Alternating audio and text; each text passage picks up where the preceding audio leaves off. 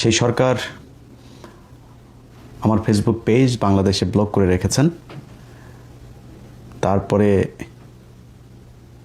গেল 15 বছর শেখ হাসিনার সরকার যেটা পারেন নাই, ইউটিউব চ্যানেল, সেটাকেও তারা বিশেষ ক্ষমতা বলে 90 দিনের রেস্ট্রিকশনে দিয়েছেন। তারপরে ফেসবুকের আগের যে পেজটা ছিল আমার, যেটা ভেরিফাইড পেজ, সেটা সাসপেন্ড হয়েছে। সেটা সাসপেন্ড হওয়ার পেছনে অনেকগুলো কারণ আছে, কারণ এটাতে আমার অনেকগুলো ভায়োলেশন ছিল আগে। এমনিতে আমি কখনোই ফেসবুক বেশি দিন চালাইতে পারি না। একটা আমার 6 মাসের, এইটাই মনে হয় সবচেয়ে বেশি দিন ছিল, প্রায় 6 মাস 7 মাস মতো ছিল। এতদিন টানা আমার কোনো পেজ থাকে না।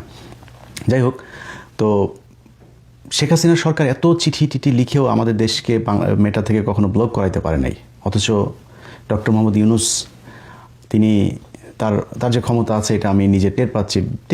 তিনি তো ক্ষমতাশালী, এটা অস্বীকার করার কোনো কিছু নেই। এই যে আপনি বিভিন্ন জায়গায় বড় বড় অলিম্পিক সহ শান্তিতে নোবেল পাওয়া থেকে শুরু করে সবখানে, এগুলো তো আর এমনি এমনি হয় নাই। মানে লবিং ছাড়া এগুলো আপনি মনে করেন না যে মানে ডক্টর মোহাম্মদ ইউনূস বা যারা নোবেল পেয়েছেন, শান্তিতে বিশেষ করে যারা নোবেল পেয়েছেন, তাদের মানে দেখেই বোঝা যায়